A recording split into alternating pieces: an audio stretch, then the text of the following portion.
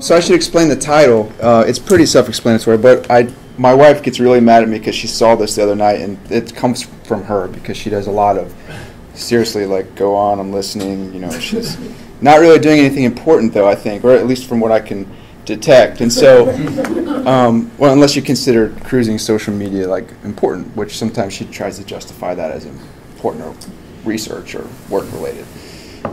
So yeah, I think that's where it all started, and this research study started in January. I've since brought in my GA, Chelsea Thomas. I've dragged her into the muck with me because she sees what I see in the classroom, which is often first semester writing students on their phones and on their devices telling me that they're listening, and for me to continue talking. And I'm weary of that, and so that's where this all began. The narcissism thing came in later on, but we'll get to that. Previous studies have looked at smartphone usage and the prevalence of things like extroversion, neuroticism, social interaction anxiety, and have seen increases in these different areas due to overusage of the devices, or at least a correlation. They've also seen the iPhone effect, which is just simply having a smartphone present has produced lower levels of empathy. The research questions that we wanted to know, and we're still researching this. Firstly, what gratifications are most commonly satisfied by pulling out your phone and looking at it? Secondly, what's the relationship between usage and narcissism? What's the relationship between usage and multitasking? And is there a difference between genders? Data collection. How did we collect data on these students? There's an app that we use called Moment. I'm actually friends with the developer, Kevin Holish, and what it does is it runs in the background of a phone, and it tracks two pieces of data at all times. The first thing is the number of minutes on your phone. So as long as your phone is open, it's counting those as minutes, right? And the second thing is checking habits. A checking habit is opening your phone up. So that's one check. So when you just slide your phone open and look at it and then click it closed, that's a check. Why did you do that, right? You received some type of gratification from that. Participants are tracked for a minimum of 30 days. Some of them, in some cases, were up to 70, 80, 90 days.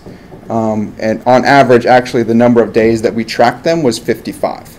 So nearly 2 months worth of data for each participant. Let's look at some overall results.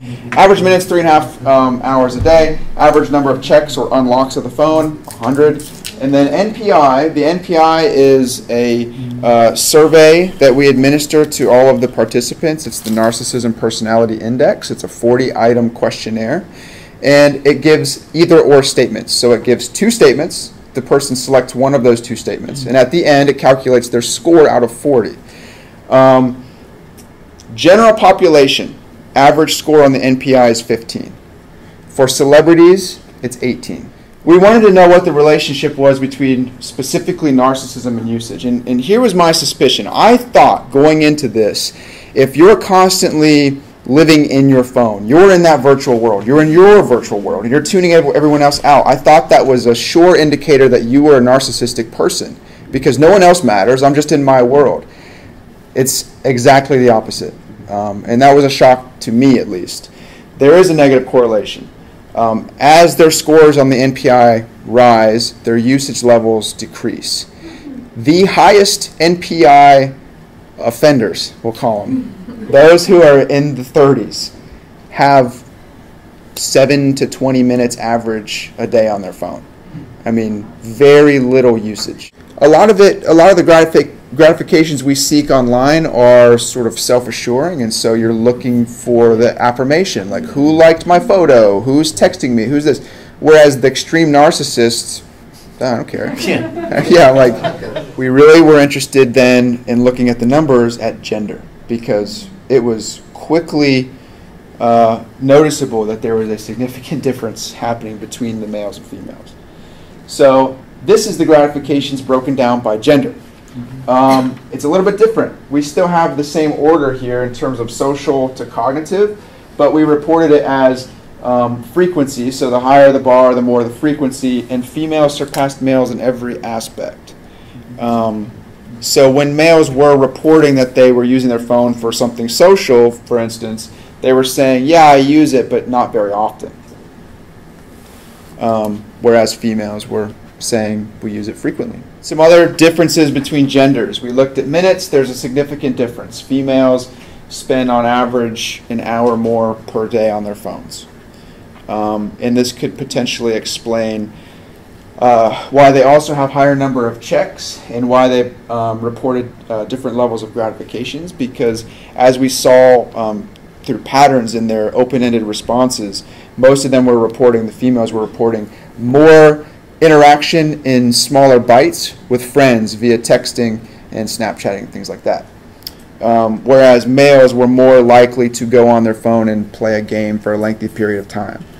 So also the big difference is that males and females were different in terms of their narcissism. When we just looked at females, they were at the general pop average. So normal people, females.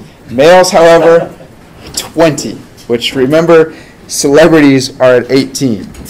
And this was surprising. But just to kind of tie it in and wrap it all up is I think it's important to note that their lives do revolve around technology.